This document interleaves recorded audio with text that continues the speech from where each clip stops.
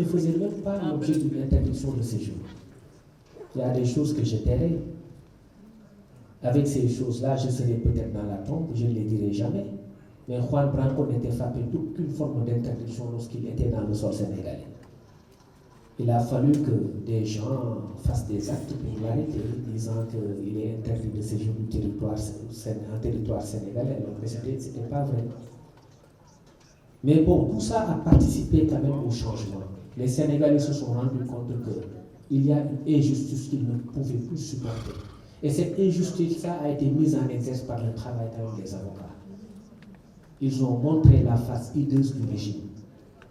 L'injustice qui frappait ce Sénégal-là et la injustice qui frappait. Ce sont les avocats également qui se sont battus pour ça. Donc félicitations à ces avocats-là, valeureux, dont j'ai parlé tout à l'heure.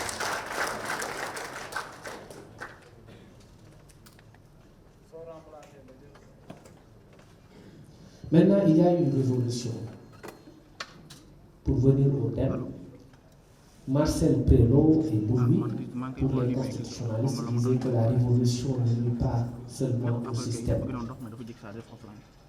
qu'elle remplace, elle rend vulnérable celle qu'elle instaure en montrant que les gouvernants sont mortels. Et c'est pour quand même avertir aux dirigeants qu'une révolution n'est jamais acquise. Il faut continuer le travail de terrain. Et je l'ai dit la dernière fois, lorsque je suis descendu dans les égouts de la Corniche Ouest pour travailler avec les Patriot Riders, en leur disant que c'est à nous de changer le pays. On n'attend rien du tout. Nous sommes une jeunesse engagée et nous voulons changer ce pays. L'État peut nous accompagner, certes, mais c'est à nous de prendre l'initiative de changer le pays. Le président Kennedy disait dans son discours à Berlin qu'un vrai patriote, ce n'est pas celui qui dit que j'attends telle chose de l'État. Il dit qu'est-ce que moi je peux apporter à ma patrie. Et je pense que demain se fera.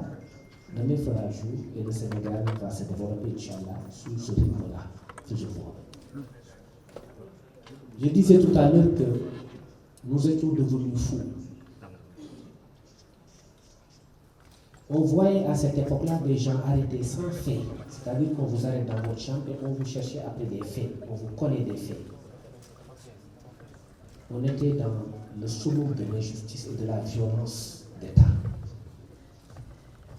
On n'a jamais connu ce niveau de dictature.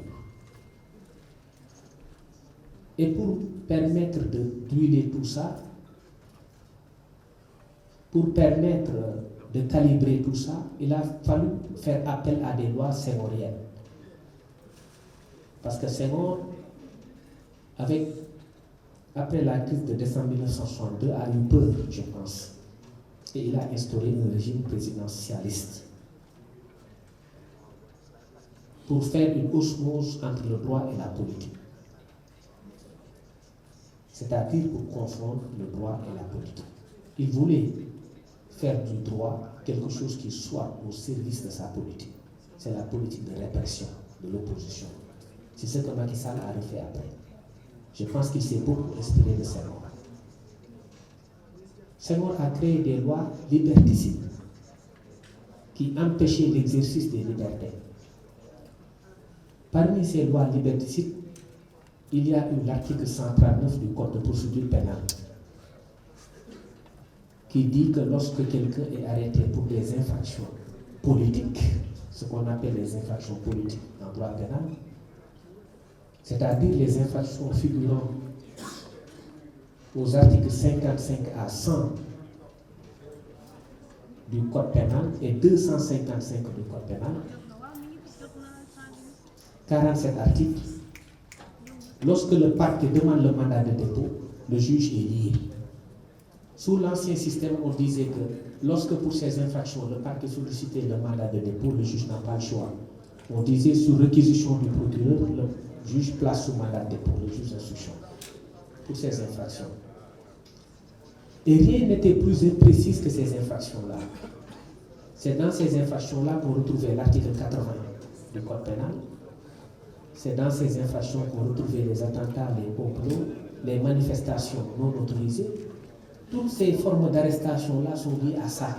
Que ce soit Fala, que ce soit Fatima, que ce soit elle, tout le monde, elles ont été arrêtées sur la base des articles 56 à 100 et 255. 45 articles, je disais, 56 à 100 et 255 du Code pénal. Diffusion de fausses nouvelles. Et il y en a parmi ces infractions des infractions fourre-tout. Par exemple, l'article 80 dit que des autres manœuvres de nature à compromettre la sécurité publique, des autres manœuvres. Bon. Il n'y a aucun contenu à ces articles-là, sinon que ça laisse au pouvoir une liberté d'appréciation pour arrêter les opposants. C'est ce qu'on a appelé tout à l'heure les lois liberticides. 56 à 100, et l'article 139 du Code de procédure pénale dit, sous l'ancien régime, disait, sur réquisition du ministère public pour ces infractions du procureur, le juge d'instruction est obligé de placer la personne sous mandat de dépôt. Sur réquisition du ministère public, le juge d'instruction est tenu de placer la personne sous mandat de dépôt. Ça, c'était sous le code d'instruction criminelle. Il y a eu une évolution après. On a dit sous l'empire de la loi de 1963, sur réquisition spéciale du ministère public, le juge d'instruction place sous mandat de dépôt. C'est des variations de forme qui ne signifient rien du tout. Après, en 1999, on a instauré le terme dûment motivé. Sur réquisition dûment motivée, on obligeait le procureur à motiver son réquisitoire pour obtenir un mandat de dépôt. Mais sous le régime de Macky Sall, ça n'a pas changé. À chaque fois que le parquet prend un réquisitoire, le juge placé sous mandat de dépôt. Et je ne vais pas évoquer les cabinets d'instruction que vous connaissez. Automatiquement, c'est le placement sous mandat de dépôt. Avec des retours de parquet incessants, 7 jours, 8 jours. Ceux qui ont fait le commissariat central savent que le retour de parquet est plus douloureux même que la prison. Et c'est comme ça que ces gens-là ont gouverné ce pays-là, d'une main de fer. Et parallèlement, il y a des gens qui se sont levés comme un bouclier pour défendre la démocratie.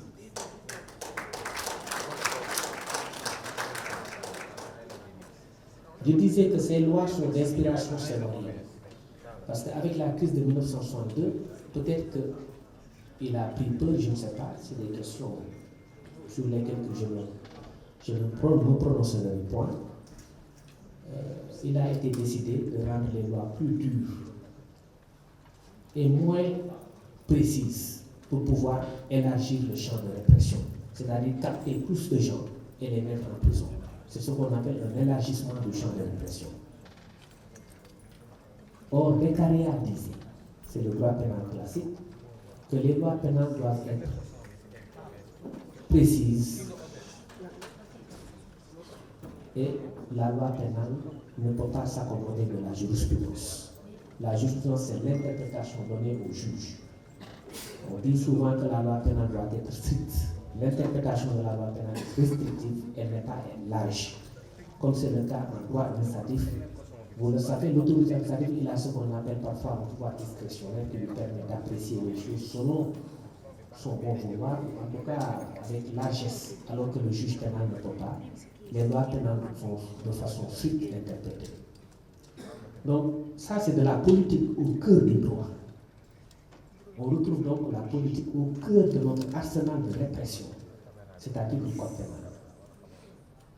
C'est pourquoi je pense que Fala ou les autres qui étaient aux assises nationales, je pense qu'ils ont proposé la suppression peut-être de l'article 139 du code de procédure pénale, qui a permis toutes ces arrestations-là par la seule volonté du prince. Le prince ici, c'est le procureur. Le ministère public, avec ensuite le garde des Sceaux et enfin le président de la République, qui directement a le contact du procureur et lui dit arrête-moi telle personne, sur la base de l'article 139. Et si le procureur requiert sur la base de l'article 139, le juge est obligé de placer la personne en détention. Et si cette personne demande une mise en liberté provisoire et le parquet dit que le parquet dise non, cette demande est irrecevable. Elle n'est même pas examinée par le juge. Donc on est dans la politique, au cœur du droit. Et quelqu'un le disait, lorsque la politique entre dans le prétoire, par la porte, le droit sort par la fenêtre. Et c'est comme ça qu'on a assisté à une politique de répression pendant toutes ces années-là, cette politique de répression a permis à un régime de se pérenniser et de faire entre guillemets peur, parce que ce régime a cherché à faire peur en utilisant les lois liberticides. C'est la raison pour laquelle, pour moi, pour finir, le droit ne peut s'accommoder de la politique. La politique ne peut pas s'accommoder également du droit. Parce que quand la politique entre dans le prétoire, le droit en sort. C'est la raison pour laquelle moi je ne suis pas dans une démarche académique. Je ne suis pas dans l'académie, je suis dans la démarche de précision. C'est pourquoi je critique parfois des amis théoriciens du droit, professeurs ou étudiants. Parfois on est trop dans l'académique, en oubliant certaines choses qui relèvent de la pratique. Moi, lorsque je venais dans mes premières années de bac, en 2002-2003, je pensais que ce que j'ai appris à l'université pouvait me servir. Je vous le dis, je suis désolé de vous le dire, mais ça ne m'a pas servi à grand chose. Il a fallu approfondir mes connaissances, être dans le prétoire, répondre à l'argumentaire du procureur en matière pénale, en matière civile, répondre à l'argumentaire de l'avocat pour être dans le sillage du droit. Parce que moi, j'ai estimé après que je n'étais pas dans le droit, j'étais hors du droit. Donc c'est la pratique qui est là pour vous permettre de vous accommoder de beaucoup de choses. Et donc pour finir, moi je suis dans la précision et je suis dans la conclusion qui veut que le droit ne peut pas s'accommoder de la politique. Lorsqu'on veut changer un pays, on doit être dans les principes. On ne doit pas rechercher des gens à phagocyter en utilisant les textes. Même si ça peut être relativisé quelque part. On parle de la présence du chef de l'État au Conseil supérieur de la magistrature, mais cette présence n'est pas politique. Elle est dans l'organigramme, elle est dans la normalité. Si la présence était politique, et que le chef de l'État puisse avoir la possibilité, selon son bon vouloir, ou parce qu'il veut influer sur la justice de nommer à des postes là, on ne serait pas d'accord. Mais c'est aussi pour éviter le gouvernement des juges. Il ne faut pas laisser les juges seuls décider en Conseil supérieur de la magistrature. Lorsque Montesquieu parlait de la séparation des pouvoirs, il ne voulait pas parler d'une séparation parfaite. Il voulait aussi parler d'une collaboration mutuelle des pouvoirs. Mais que le président de la République sorte du Conseil supérieur de la magistrature, pour moi, c'est une grosse erreur. Il faut qu'il reste, mais qu'il ne politise pas le Conseil supérieur de la magistrature. Et là, on l'attend du président Diomaye Faye, c'est un technocrate. Il est dans les rails. C'est quelqu'un que je connais personnellement. Je sais que c'est quelqu'un qui ne peut pas dérailler.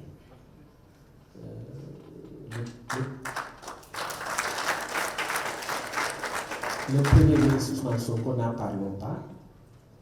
Pour moi, il est plus que dans les principes. La fois dernière, il nous taquinait en nous disant que ces gens-là font de la politique à l'ancienne, en taquinant nos amis de l'autre côté. Mais ils ne savent pas que moi, ce que je fais, je fais par la politique à l'ancienne. Donc, ils disaient qu'ils perdent leur temps, parce qu'on n'est pas dans le même niveau. On n'est pas sur les mêmes zones.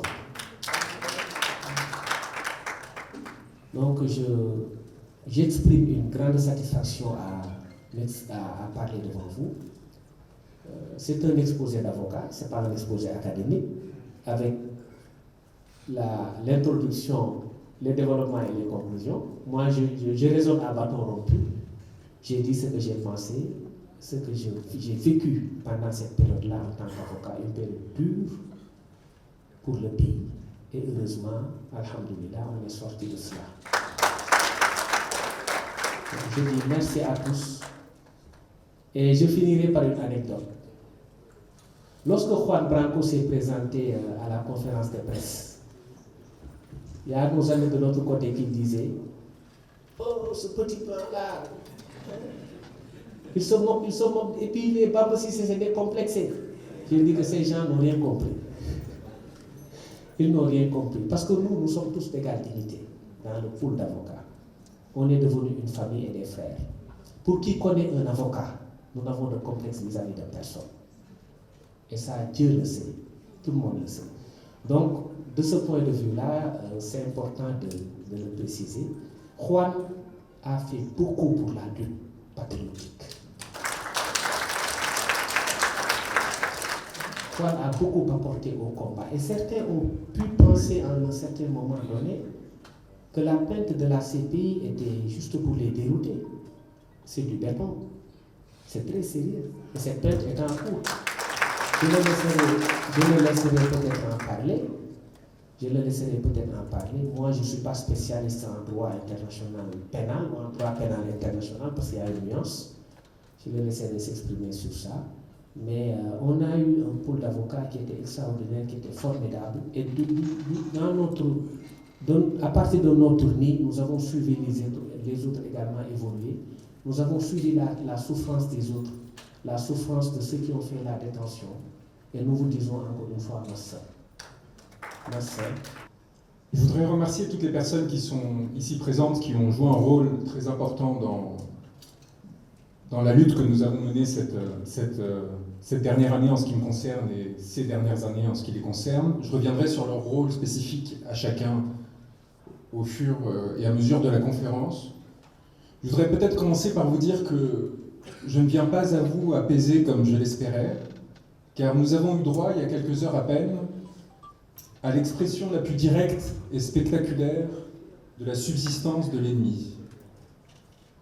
Une subsistance bravache, pitoyable, crépusculaire, une subsistance néanmoins. L'être qui, un an durant, a privé les étudiants de la plus prestigieuse université du continent, sur instruction politique, de leur accès à leur campus, a pu décider aujourd'hui encore de l'interdiction de cette conférence et de cette prise de parole. Il était minuit passé lorsque cet être, habitué à vivre couché, faisant un immense effort, se levait, non pour rendre service, mais pour nous rappeler ceci: qu'il n'avait non seulement pas encore été évacué dans les litières de l'histoire, mais qu'il détenait, jouissait et se montrait décidé à faire usage du pouvoir d'interdire, censurer, éteindre la parole et le savoir. Cela m'a inspiré cette pensée évidente: une révolution n'est jamais finie, et il ne faudrait pas que celle-ci manque de commencer. 60 enfants et adultes sont morts d'un cri rauque qui réclamait souveraineté, et il m'apparaît essentiel de commencer cette prise de parole par une pensée à leur égard et l'affirmation d'une certitude à l'égard de leurs proches: ils ne seront pas oubliés. À Dakar, au parquet, au cabinet d'instruction numéro 2, à l'UCAD, les mêmes corps, les mêmes âmes qui ont permis la commission des crimes qui ont amené à la mort de ces personnes demeurent. Les mêmes visages qui, pour certains, se tairent, tremblent, ont honte, mais pour d'autres, rient et sourient devant les caméras. Je pense à un ancien ministre de l'Intérieur. Censure, je pense à un recteur d'université. Et menace. Je viens en un pays où ceux qui m'ont fait kidnapper à 300 km de la frontière sénégalaise, en plein cœur de la Mauritanie, ont formellement encore entre leurs mains le pouvoir de me faire arrêter, enfermer, expulser. J'ai été à mon arrivée soumis à un contrôle approfondi de mon identité. J'étais venu un homme simple, sans privilège, sans invitation des autorités, mais par 2 personnes qui avaient connu les géoles et qui sont pour moi des héros de l'humanité, dans le but de voir et de partager. Je n'ai demandé volontairement aucun passe-droit. J'ai pris mon siège au fond de l'avion, j'ai avancé sans rien réclamer, sans rien demander, et ce que j'ai vu, des permanences du pouvoir et des menaces qu'il continue à faire porter sur le peuple, m'a effrayé. Lorsque l'on est sans protection, sans robe, à égalité, avec les personnes qui n'ont pas de privilèges, qui n'ont pas eu la chance d'être protégées, l'on voit l'importance de démanteler ces structures de pouvoir et d'être sans tolérance à l'égard d'un quelconque excès, d'une quelconque violence qui n'aurait pas été réprimée. En ce pays que je considère aujourd'hui mien, ceux qui ont obéi n'ont pas été encore sanctionnés, et celui qui a ordonné que la mort se répande pour des violences politiques a été en mesure de quitter le territoire en jet privé et de jouir aujourd'hui encore de son impunité. Comment est-ce qu'il a pu payer ce jet privé, cet homme, dont les soldes sont pourtant publics et connus depuis près de 40 ans, et ne permettraient pas théoriquement de financer 1 heure de voyage dans cet appareil? Et qui est chargé aujourd'hui de rechercher quels sont les fonds qui l'ont financé? Je suis venu, chers amis, à égalité avec des confrères qui, comme moi, se sont sacrifiés pour une cause, tandis qu'en face, on payait jusqu'à 100 000 € l'audience des Français, des sorciers blancs, pour venir légitimer la répression et la violence qui s'abattait sur un peuple. Et j'ai vu des confrères accepter cet argent, accepter de servir de faire-valoir pour légitimer la mort, l'emprisonnement, la détention de citoyens innocents. Je suis venu à égalité de telle façon que, lorsque, amené à Nouakchott, j'ai été confié au service de renseignement de la Mauritanie, alors que l'on m'avait assuré que l'on m'amenait vers l'aéroport pour que je puisse rentrer en Europe. Après avoir réussi à échapper aux polices et gendarmeries de ces pays pendant 4 jours, avec l'aide de personnes glorieuses qui sont aujourd'hui à mes côtés et qui ont pris tous les risques pour me protéger. Après avoir pris une barque pendant 25 heures pour traverser l'Atlantique, pour sortir de ce pays sans nuire à mon client, sans par exemple en traversant la frontière malienne, de sorte que l'on aurait pu inventer un prétexte que je voyais déjà venir, consistant à dire que peut-être que tout cela était une opération d'influence de l'étranger, financée par les Russes et d'autres. On a bien vu comment le pouvoir précédent cherchait à instrumentaliser ces questions. Prêt à prendre le risque de la noyade pour m'assurer qu'à aucun moment, Ousmane Sonko souffrirait de notre démarche, d'une façon ou d'une autre, et pourrait faire l'objet de théories complotistes.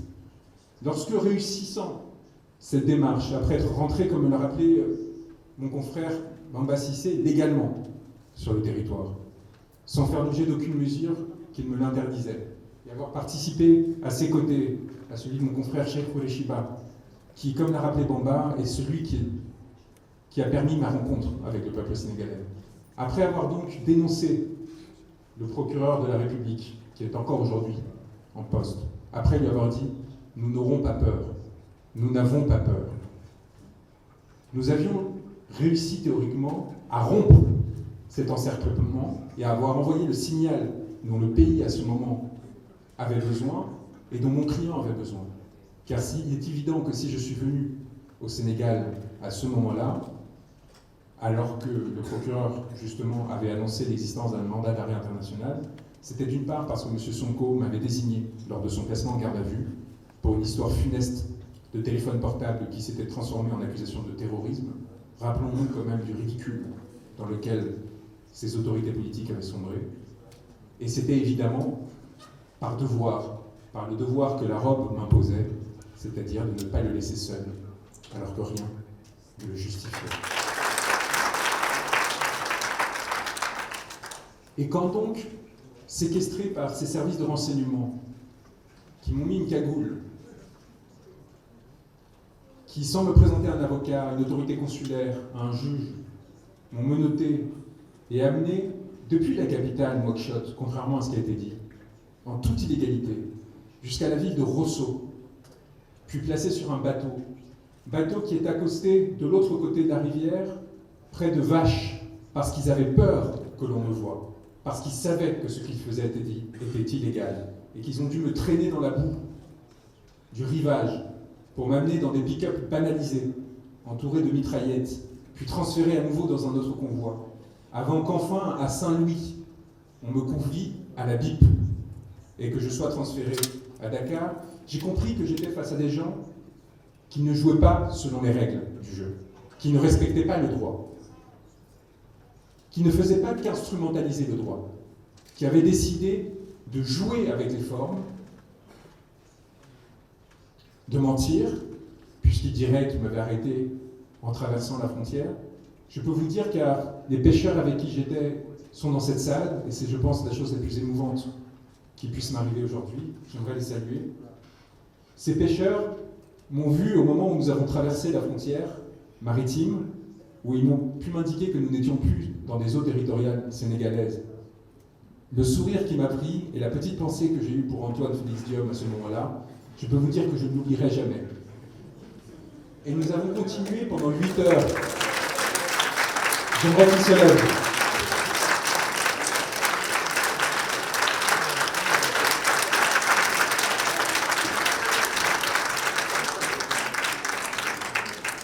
Ces héros anonymes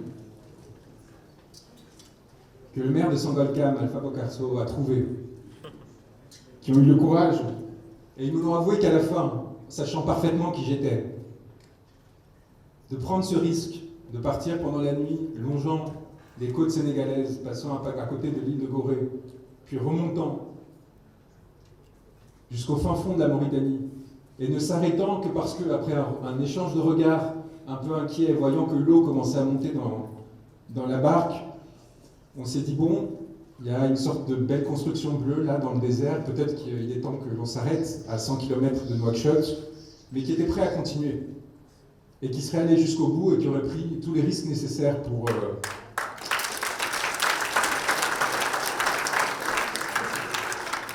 Et qui donc, après ces 25 heures, nous ont amenés dans cet endroit-là, le savent.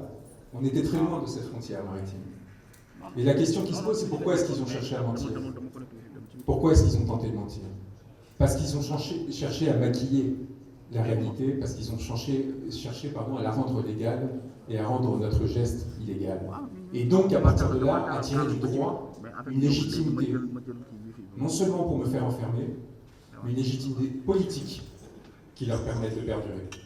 Or, ce qu'ils avaient fait, et c'est ce qui permettrait ma libération quelques jours plus tard, à savoir arrêter un avocat parce qu'il avait défendu son client, était inconcevable et inacceptable.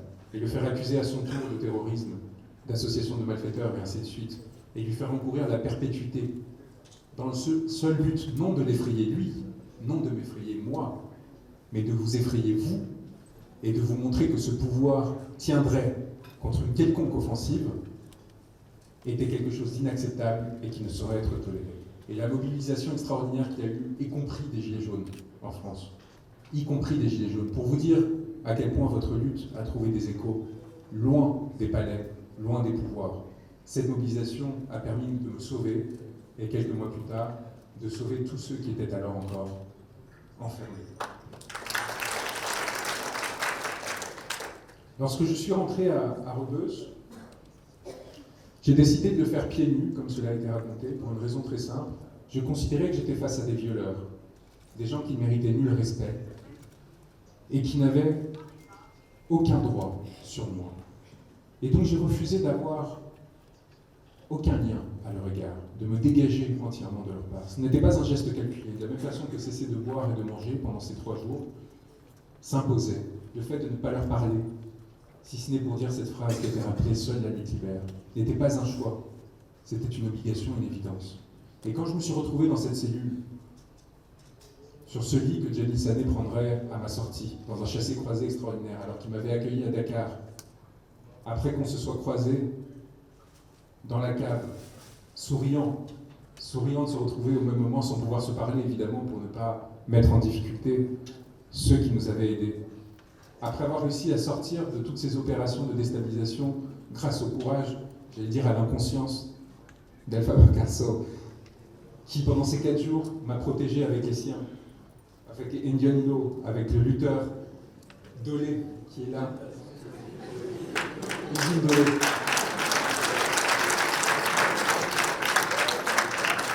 Avec Ascouma et Ngalou aussi. Vraiment, ce courage qui leur a coûté cher, qui leur a coûté la liberté, était fondamental. Ce n'était pas un caprice, ce déplacement. Il ne s'est pas levé.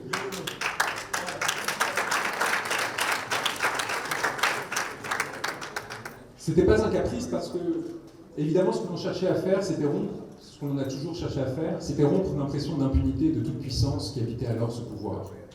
On avait déjà réussi quelques semaines avant, collectivement, à faire reculer le président de la République, Macky Sall, mais qui du coup n'était pas prêt pour une autre défaite. Il pensait, en renonçant à ce troisième mandat, en début juillet, d'avoir fait ce qu'il avait à faire, et qu'à partir de là, il avait la liberté de faire ce qu'il voulait faire, y compris donc arrêter Ousmane Sonko.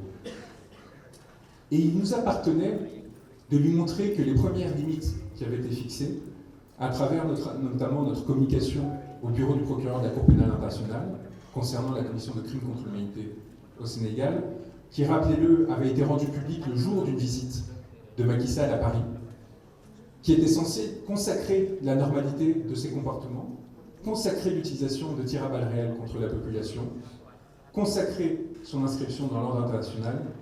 Cette communication, évidemment, avait permis d'empêcher cette normalisation et l'avait isolée et mis de côté avec un impact extraordinaire auquel il ne s'attendait absolument pas. Il appartient aujourd'hui au Sénégal de décider quelle sera la voie qu'il souhaitera suivre en ce qui concerne cette question fondamentale de l'impunité et de la justice rendue, aux 60 martyrs, aux milliers de blessés et emprisonnés, qui auraient pu autrement voir leur sacrifice demeurer en vain. Il y a plusieurs options. Celle de la réparation, qui a été annoncée par le président de la République, m'apparaît minimale, nécessaire, mais minimale. Il apparaît essentiel de procéder, comme l'a annoncé le Premier ministre, lors de cette journée dont parlait mon confrère Bamba Cissé, d'opérer une purge, et une purge massive, qui évite des événements comme celui que l'on a connu aujourd'hui. Il n'est pas acceptable que des personnes qui ont commis, au détriment du droit, des actes à l'encontre de citoyens sénégalais demeurent dans des positions de privilège, demeurent dans des positions de pouvoir dans ce pays. Nous le devons, à mon sens, aux nombreuses personnes qui se sont sacrifiées pour cette cause et qui ne se satisfont pas simplement de ce changement de pouvoir, mais qui nécessitent qu'il y ait un engagement réel pour changer les structures de ce pouvoir et éviter que ces violences ne se reproduisent. Alors, le Sénégal a le choix. Il a le choix de la justice internationale et de la Cour pénale internationale, ce chemin que nous avons ouvert, qui est parfaitement factible, et que le Sénégal pourrait renforcer en saisissant de lui-même la Cour pour qu'elle se saisisse à son tour de cette question. Mais la question que je me pose, c'est est-ce que les Sénégalais souhaitent mettre leur destin entre les mains d'une institution internationale dont on sait à quel point elle est sous influence et à quel point elle a été fécondée pour servir un projet qui n'est pas un projet souverainiste, qui n'est pas un projet sénégalais et qui n'est pas un projet africain. Il est tout à fait possible au Sénégal de créer une cour spéciale ou des mécanismes spéciaux qui permettent de juger et de sanctionner les personnes qui ont commis ces méfaits. Il lui est parfaitement possible et probablement préférable de se saisir d'elle-même de cette question de la justice et de s'occuper d'elle-même de ceux qui ont souillé ces institutions et sa démocratie. Pour cela, il faudra du courage.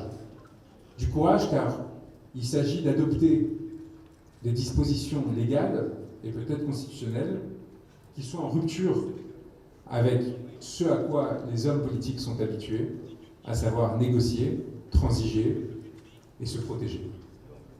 Je viens d'un pays, la France, qui sombre entre des mains oligarchiques et dont l'effondrement est en train de peser sur ses anciens partenaires et alliés, y compris le Sénégal. Aujourd'hui, la France est prédatrice et lourdement détestée dans de nombreux pays parce qu'elle manque de ressources pour elle-même et elle va donc les chercher à l'extérieur, tirer des profits pour essayer de se régénérer et de continuer à alimenter ces classes dominantes au détriment des peuples où elle agit. Il y a longtemps qu'au Sénégal, des grandes entreprises françaises ne sont pas venues, non pas pour investir, pour apporter des capitaux, pour permettre à ce pays de se développer, mais simplement pour capter des ressources et continuer à maintenir ses états d'asservissement. Cette situation, les Sénégalais en souffrent autant que le peuple français. Et il est fondamental que vous soyez conscients du fait que la même main qui a frappé les Sénégalais pour maintenir ce régime clientéliste, qui était le régime de Macky Sall, est celui qui frappe, est celle qui frappe le peuple français, que ce soit lors des mobilisations des Gilets jaunes, de manifestations contre la retraite, ou plus récemment sur les questions palestiniennes, c'est cette même main avariée, putride, qui cherche à dévorer les dernières cellules saines qui existent dans ce pays, pour s'assurer que les ressources restent concentrées entre quelques mains, au détriment du reste du peuple, soumis, exploité et pillé. Ce sont les mêmes oligarques qui agissent ici et là-bas, et qui ont tout fait pour s'assurer que Macky Sall puisse continuer, soit directement, soit à travers son candidat, à agir. N'oubliez jamais comment M. Ba fut reçu par la France après les événements de juin 2023, avec les honneurs par le Premier ministre, pour l'introniser comme le candidat de ce pays, ici, au Sénégal. N'oubliez jamais que la France, le gouvernement français, n'a jamais dit un mot, comme l'a rappelé Ousmane Sonko, pour condamner les violences qui étaient commises contre le peuple sénégalais.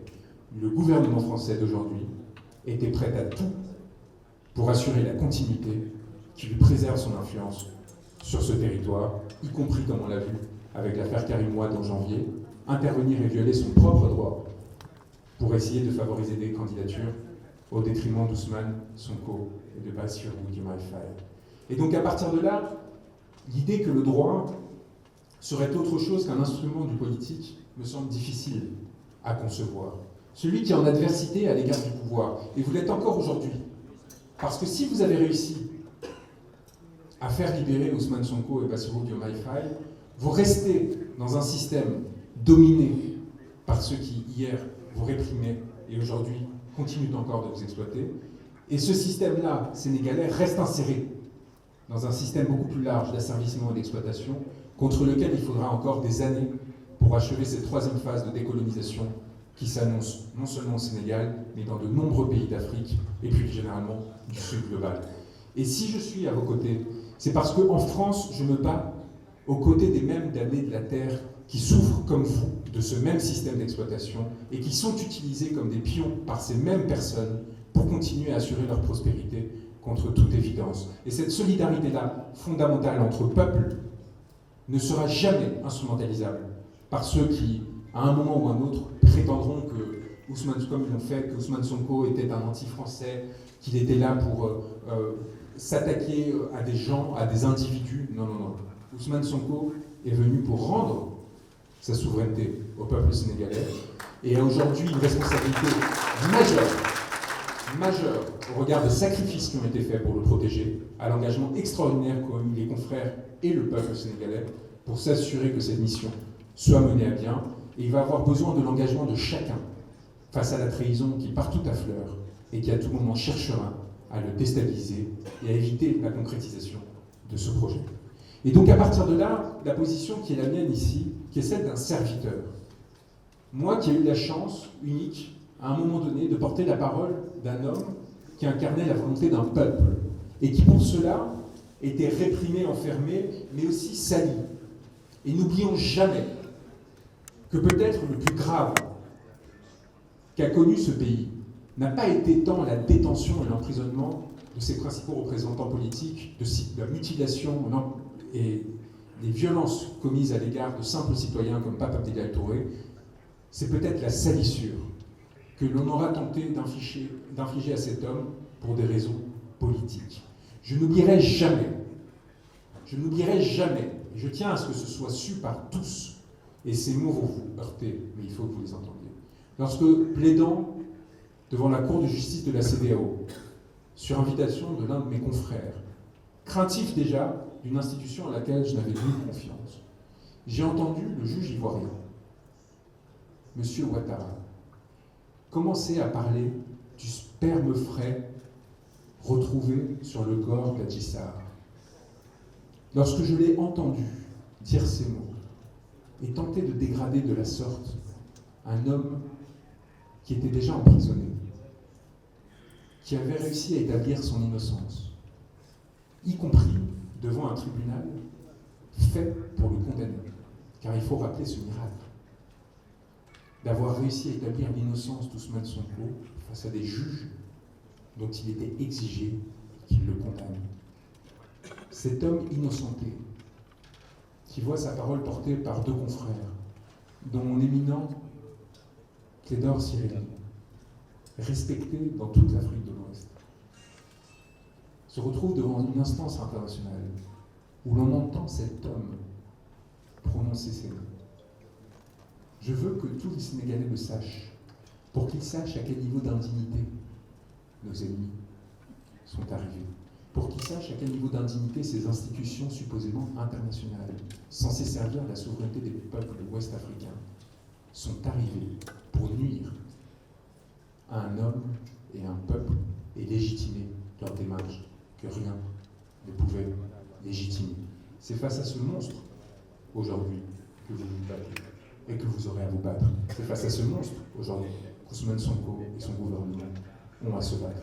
Et il faut que vous soyez très attentifs à ce que la capacité que vous avez eue à subvertir l'humiliation que l'on a tenté de vous infliger, cette humiliation qui est le principal instrument politique des dominants, cette humiliation qui est la pire trace que la colonisation ait laissée, bien plus grave encore que les coups de fouet, que les exécutions, que les violences physiques, la tentative de rabaisser, de mettre à bas, cette tentative que l'on a cherché à nous affliger à tous pendant cette procédure et pendant ces années. Encore aujourd'hui, dans des commentaires dans la presse, inacceptables au sujet de cette conférence. Cette humiliation, c'est l'arme que nous n'aurons jamais à utiliser, qui nous différenciera toujours, et contre laquelle nous aurons toujours à lutter. Et le politique, le sens du politique, consiste à renverser l'humiliation en la collectivisant. Parce que l'humiliation est un acte individuel. On essaye de vous isoler, de poser sur vous un stigmate, de rompre le lien qui vous unit aux autres opprimés. Et ce faisant, vous désactivez et vous effondrez politiquement. Et la fonction du politique, et la noblesse du politique, c'est de réunir ces opprimés. C'est de réunir ces personnes que l'on a cherché à écraser, et c'est de les mettre devant la scène, après la victoire, pour leur dire « nous serons là pour vous protéger ». Nous avons tous, ici, à l'exception de mes deux confrères, été détenus. C'est symboliquement très important que nous soyons aujourd'hui devant vous et devant ces caméras pour pouvoir vous dire non seulement que nous avons vaincu, mais que nous serons là pour vous. Et quoi qu'il arrive, du côté des oubliés de l'histoire, pour les protéger contre tout excès que quiconque chercherait à appliquer. Je voudrais vous remercier d'être là en conséquence, parce que votre présence nous permet de collectiviser ce sentiment, de nous rendre compte que nos efforts n'ont pas été vains, et de continuer à servir avec cette force qui nous a menés jusqu'à vous, et qui continuera à nous mener là où on nous demandera de l'aide, là où des humiliés réclameront qu'un regard les rétablisse dans leur dignité et leur rende cette souveraineté qu'on leur aura volée. Merci beaucoup.